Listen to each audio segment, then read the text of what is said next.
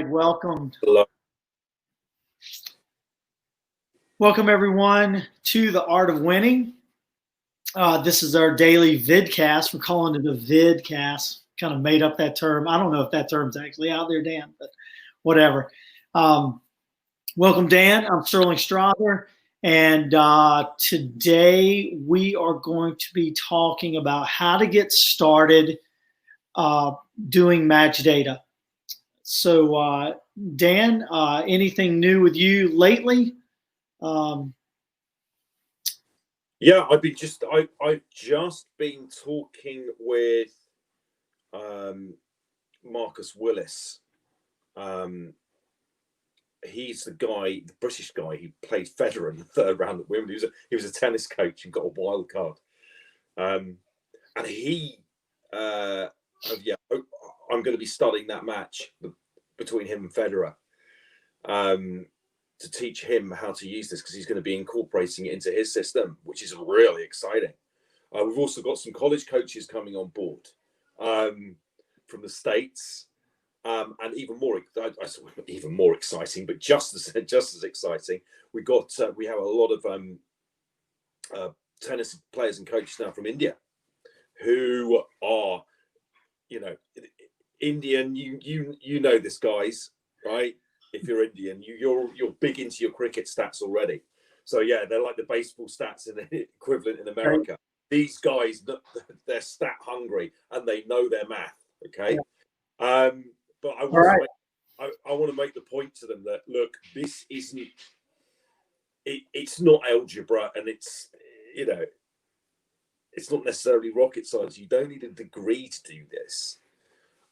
You can, as we said yesterday, you can hit the ground running. You can do it now, and that's what we want you to do. It's as simple as going, here's a pen, right?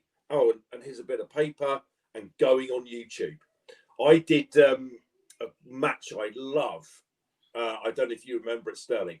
Boris Becker versus Andre Agassi, yeah, 1995, when Agassi goes ahead.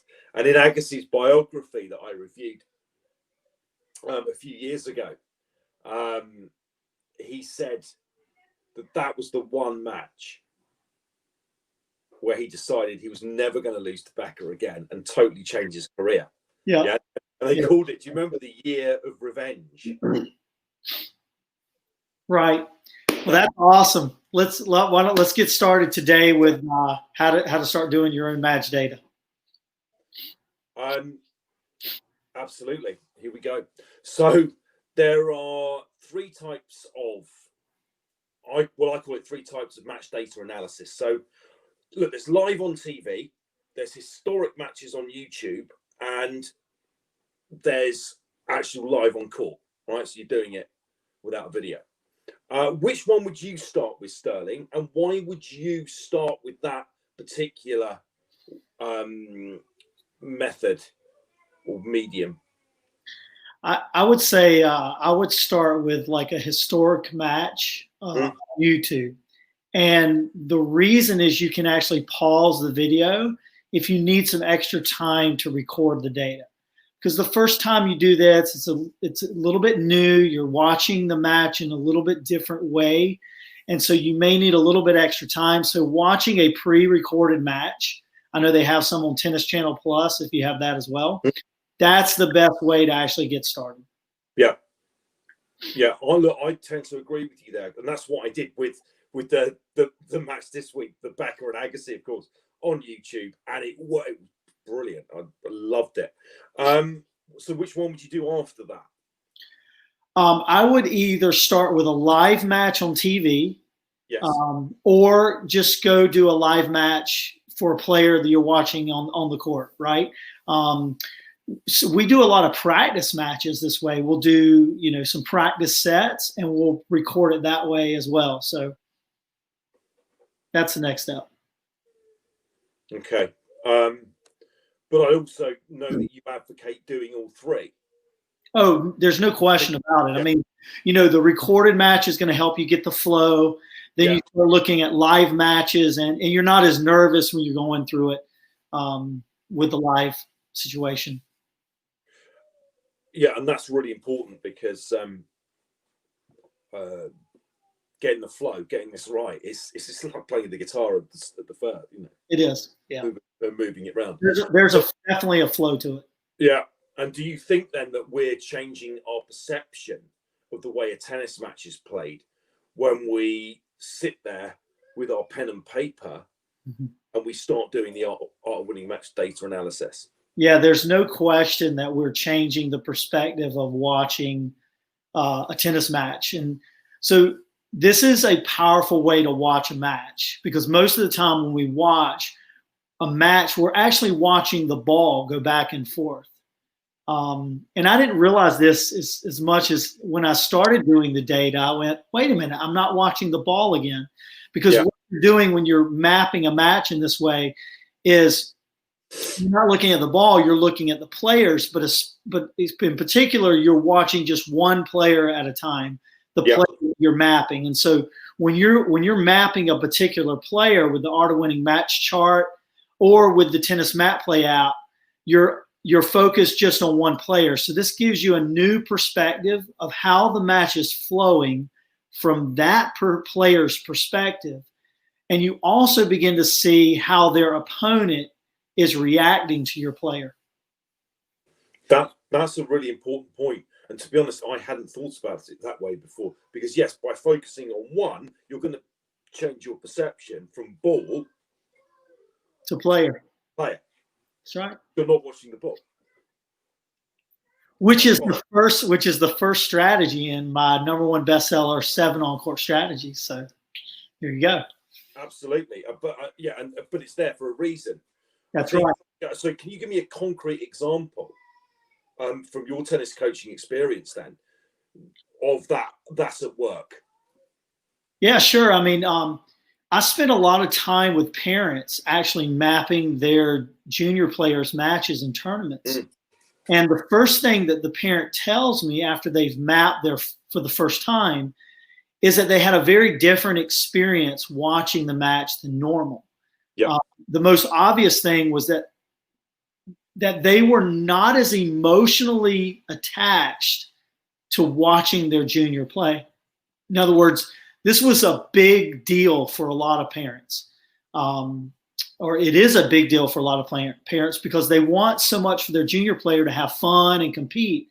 And so they can't help to become emotionally involved with the success or the failure that their child is experiencing on the court. So the second perspective by the parent is that they are now actually contributing something valuable to help the junior player improve.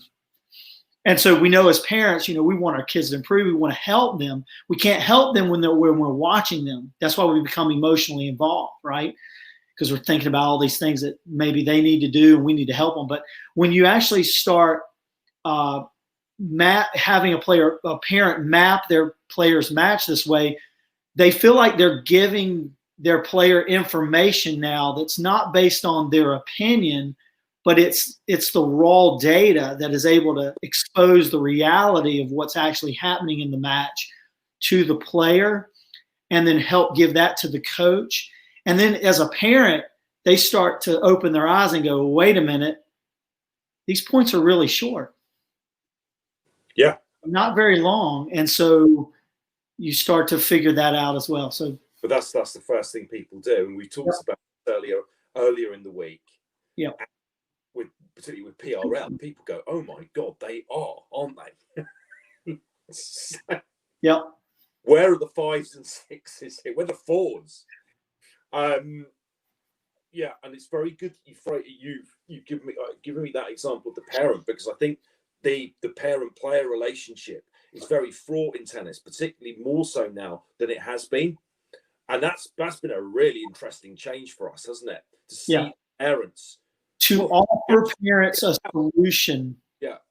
That has been one of my life's missions as a tennis coach, is to help parents be able to watch their junior players play and not be so overtaken with their emotions, positively or negatively. So, because that projects from the parent, from the sidelines, because the players are looking up and they're looking to their parents. So there's trying to create a more symbiotic relationship and a more successful relationship between the parent and the player. So mapping does that very well. Yeah.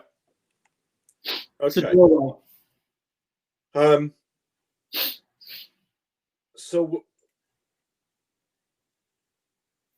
I think from my point of view, I think an increase in knowledge is always a good thing. And I think this is built in to the Art of Winning method. Do you agree with that statement? Absolutely. Collecting data is actually the first step to increase your knowledge. And as a player, as a parent, and a coach. So.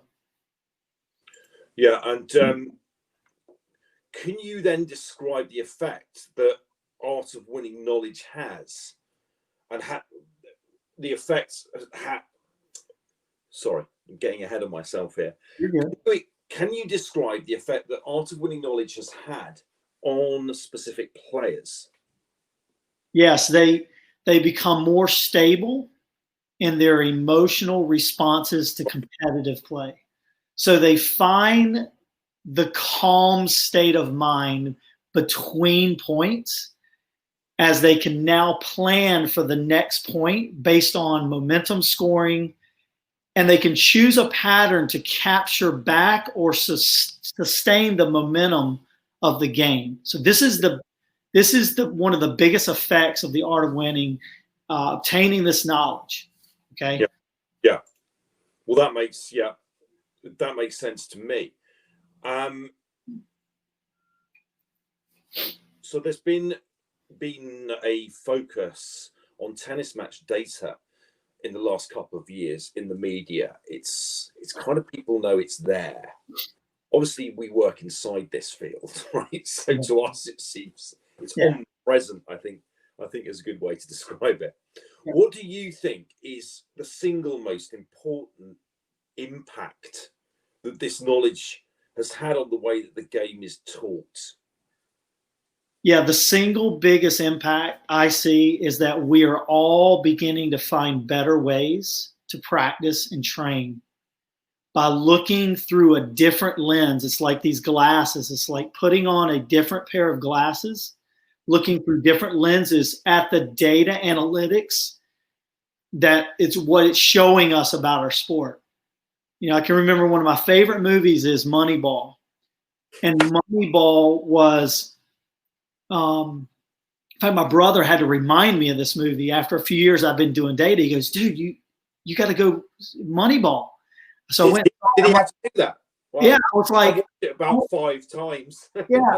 Yeah. So since then, I've watched it a dozen times. But it's like that movie changed American baseball and how managers and recruitment is done and how they're looking at the different metrics to find players that could actually get on base, because they understood that you can't score runs in baseball if you don't get on base.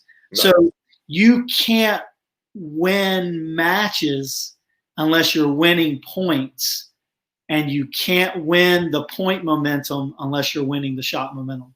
Right. Yeah. We'll talk about that later. It can't be done. I'm not going to get ahead of myself. What would you say that are the positive signs that the tennis coaching world is kind of embracing Art of Winning match data analytics? I think the positive is that there's a great deal of discussion now about how to approach the practice court with a player. You know, the new metrics, for example, point rally length is one of the major metrics that is out there now. It tends to open our perspective to the reality of where the errors are occurring during a point, instead of just the fact that you missed another backhand in the net or an easy forehand on a short ball.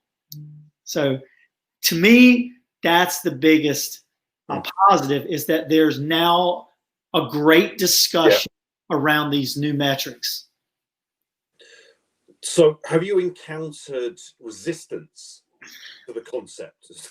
Sorry, your face. Have you encountered resistance? I love this question. This is one of my favorite questions. You know, I'm not the type of person that goes and I'm looking for a fight, but I can tell you this: you leave that to me, don't you? Yeah, I don't look for a fight, but I can tell you one thing, and people that know me well know this about me. If you bring the fight to me, you're going to have a fight on your hands, because I'm a very passionate person.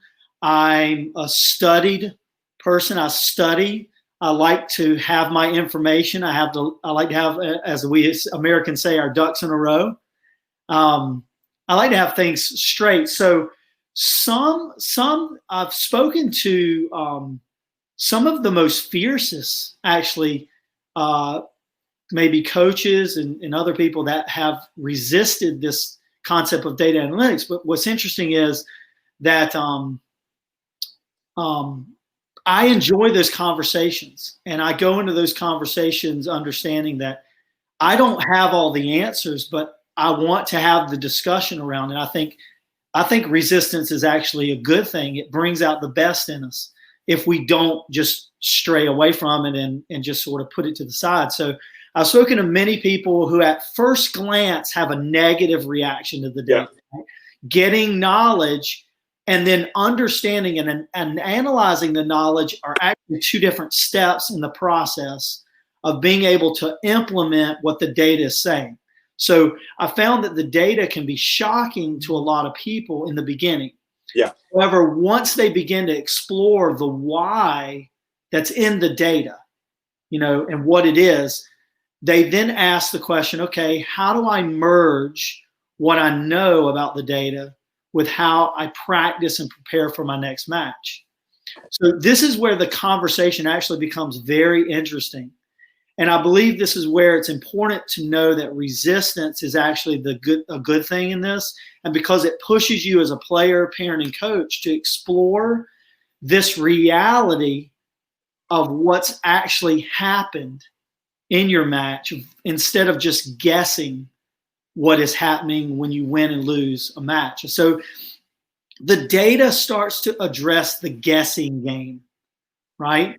I mean, every coach has had this experience. Their player comes back from the tournament, you ask them how they play, and then they give you all these emotional responses like my serve wasn't working, or I just lost my concentration, all these vague answers.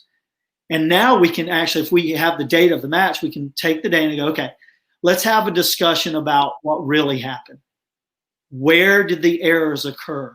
When did they occur is the main thing. When, and then we can have a discussion, an honest discussion about the why. Because I can tell you that what we're finding is the majority of the errors in match competitive play are not due to technical flaws. They are not technical errors. They are tactical, strategic, which is tied to the emotional response to that winner or that error that the player executed in the match and at particular times in the match. So it's the idea of the getting players to get out of the past and out of the future of what's may or may not happen or did not happen, and keep them in that moment. So that's what the data helps us all focus and get on one page of, okay, we have all our opinions and maybe what our subjectiveness about what may have happened. Let's look at the numbers and what really happened, and then we can have a discussion from that point of view instead of the emotional point of view. So what we said in your experience, what form does this resistance take? Well, I think that a lot of the resistance is just simply a misunderstanding of how to implement the data in practice. For example, point rally length is always the first wall of resistance. That's interesting. Right, that I found. So a rally-based focus practice versus the first strike focused practice becomes the first debate, right? Where do I spend the majority of my time on the practice court? And so, my perspective is one where I try to communicate from a reasonable standpoint, instead of a traditional or emotional perspective. So it's difficult to rally in a point when 6 out of 10 points end right after they begin. That's where I start. Yeah. So then, starting there, you can start to put in perspective what you need to do in practice. And I always tell parents this, players this, and other coaches, I'm like, look, how much time are you going to invest a week in being on the practice court? Because how much time you commit to being better, to becoming a better player, is going to dictate how I use my practice time more wisely. And so there's a lot of coaches out there, and I was guilty of this. I'm the first offender, like Paul in the Bible. I'm the biggest sinner. So I'm not picking on anyone because I had to pick on myself first. But I got myself straight, so that's why I'm hopefully able to help everyone kind of get their own stuff straight. So I had to ask the question, okay,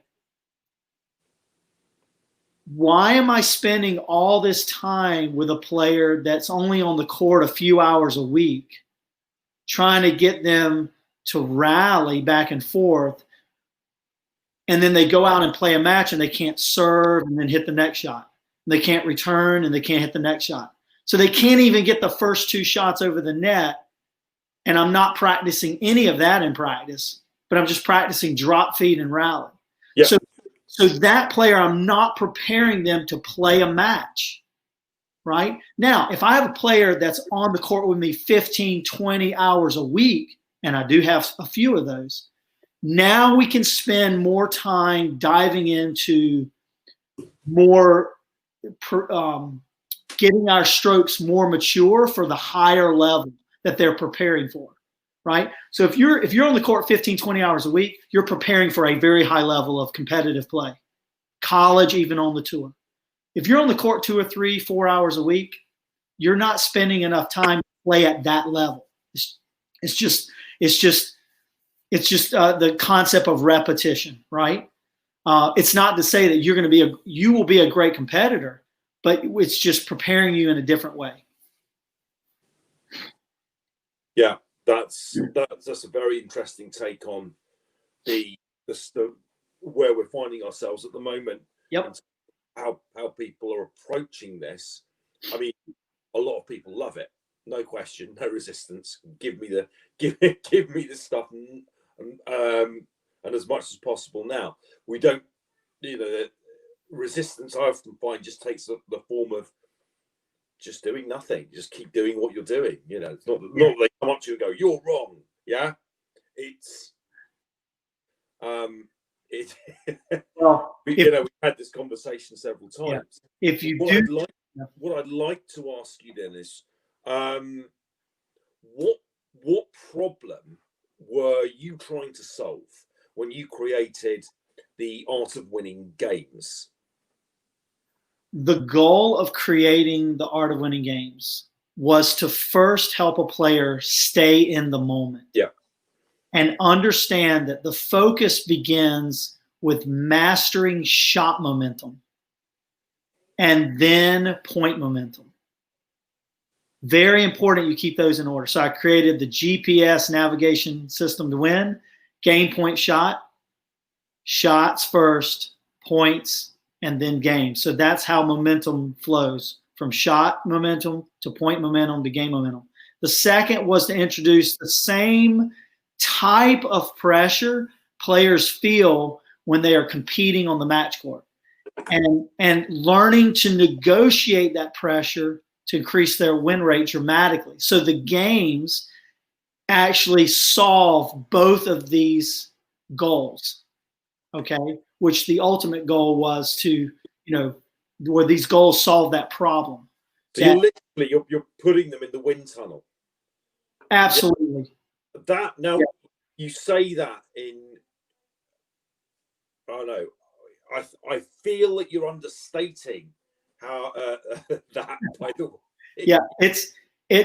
Okay. So there's a big difference in talking to someone about what to do and explaining it to them, and then actually creating an environment and pushing them into that environment. Can I add though? Yeah. No one's done that. No. No one's done that. They tried, but what it did rely on what we call the suspension of disbelief, and so the player would go, all right, let's imagine that the score is 15-30, right? Right. Yes.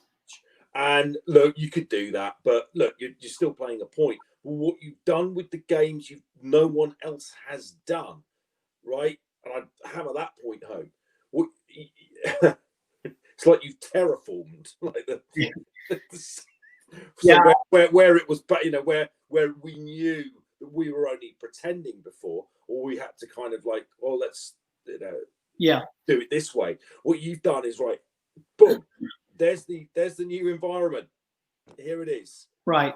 I'm not trying to play mind games with you, which I think that's been a tactic of the past in coaching, to try to play mind games or to try to, think this way about this way when there's no real attachment in reality to those two concepts. It's actually creating an environment and a space where the player can start to experience that same type of pressure. And it just takes thought of what's really happening in a match and talk to a player about what they feel. Yeah. I've literally played these games and go, okay, are you feeling the same types of frustration and excitement right now that you would feel in a match? And the player, absolutely, coach, this is what I feel. So, like I said, everything we're doing here is experimental. We're getting feedback. It's constantly growing, but we've done it long enough where we've seen that there's a pattern in the responses, and we have a few anomalies here and there, and then we address those on the individual basis. But for the most part, these games are working across the board with every type of player at every level, even players that are trying to break in on the tour. They're top say 200 in the world. These games are really triggering things in their brain at their level of play. So it's very interesting and very exciting that these are being effective. Yeah, it is. And I tell you one thing that I've started to notice when I'm playing this game, these games, the art of winning games that you've created, is that they're almost more match-like than the match. Yeah. It's really weird because you're playing this and it is more intense because it is more intense. It's a game within the game. It's a game within the game, and that was what inner game of tennis was about. Yeah, but have you experienced that? It's like it's like going. There's two playing fields. One is the real match, and then there's this, and I think that almost mirrors the momentum scoring system. It does. Actual scoring system. Yeah. Yeah. So when you're playing these games that are based on momentum and momentum within the point, so the shot games, the first strike games as well, I include those. Well, I mean, they're an absolute vital part of the art of winning game system. But when you're doing them, it's that's the reality of a match, and that's what you've managed to do is recreate that reality. Yeah. Right there and there on the practice court. So ironically, the practice court is more match-like than the match. Yeah. Isn't that weird? Yeah. That's and that's what proper training is. I mean, when you're training, not that I've had military training before, but what do? They train. Yeah, but their training is done in a far more intense way. Yeah. Right. So that you can meet any eventuality. But when you're actually, being a soldier on the ground, you're not having to face those extreme conditions. You've rehearsed over and over again. Yeah, the games get you into that state of play. Okay, the state of competitive nature, if you will. So for those who are new then to data analytics, which art of winning game do you advise players and coaches to become familiar with first? And I know that is a naughty question because you'd go, well, they're all important. I know, look, I know I've got my personal favourite and you've got yours, but which one of the games? It's the first game that I ever created, which is the First Strike Point game.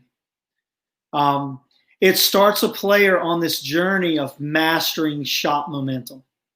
Okay, so it is the foundational game of how to reveal how points are won and lost to a player and to the coach and to the parent. So it begins with grouping and sequencing shots together in sets of two. Yeah. 2 at a time. Instead of playing shots 1 at a time, which is at the Art of Winning, we call this individual shot making. We do indeed. So First Strike Point game is the premier. It's the foundational game you want to start with. It is, like I said, we have shot momentum games, point momentum games. All right. Those are the two major momentum situations that you need to master. So First Strike Point games is where you want to begin. All right. Well, I'm going to leave it at that because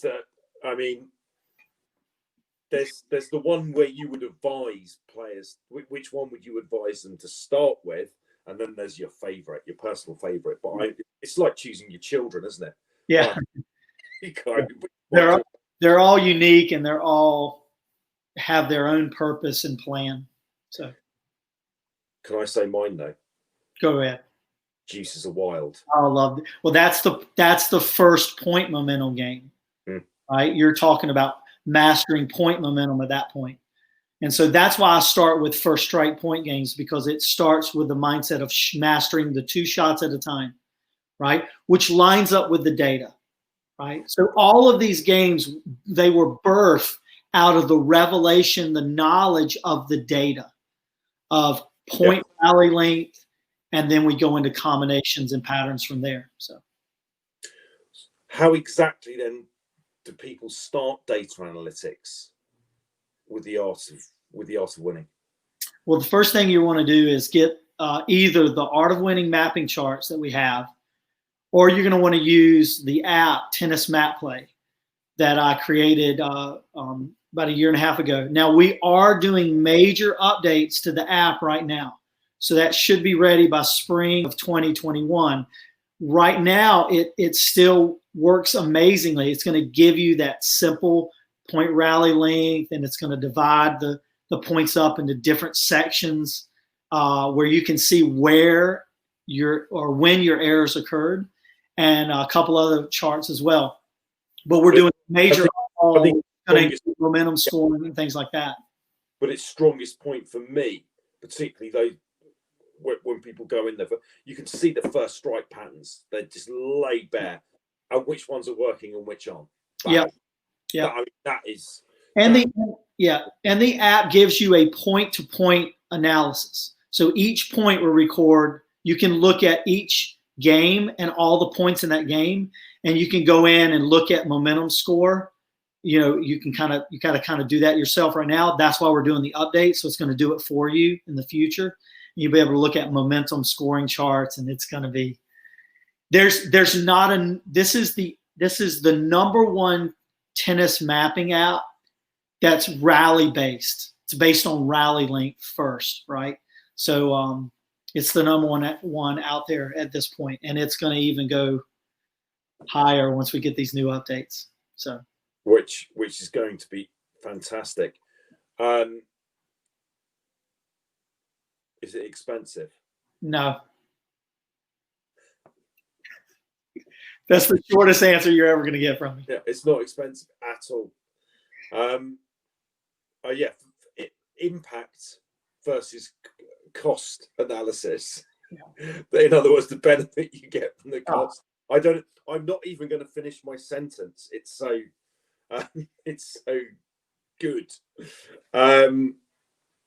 So when can people start? When do you advise people to start doing this? Today. Yeah. Get on YouTube and watch that. Do it now. Your favorite match? Get started.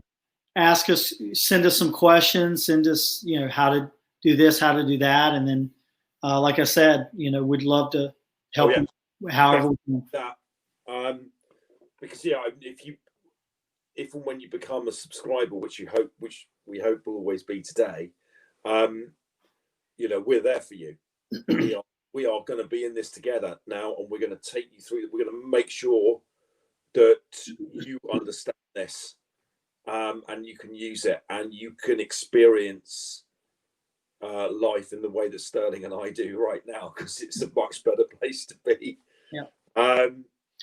So where are we headed next tomorrow? That is or the next session that we do. Yeah. What I wanted to do tomorrow was look at, in particular, the Tsunami game. Oh. Okay, we're going to break one game down in detail, if that's all right. I want to do that one, if that's okay with you. Sure, absolutely. Yeah, Tsunami is going to address point momentum, and it's going to address the idea of scoring a momentum point and then trying to score a conversion point right after that. Yeah. So Tsunami is the game. It combines momentum points with conversion points. With conversions. And it lives up to its name. We'll talk about why I came up with it. Everyone can then go on the court and start doing this game. And then you can give us the feedback on what you noticed.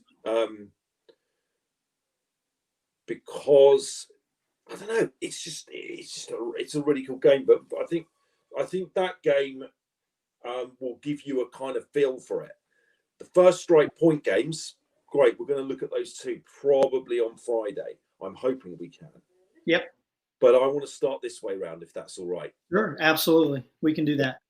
All right. Well, thanks everyone for joining us today, and we'll see you on the other side. Check out all this information at our membership site, artofwinningtennis.com. Go there now and get your sign up for a $1 7-day trial, and then go from there. Change your life. All right. Have a great day.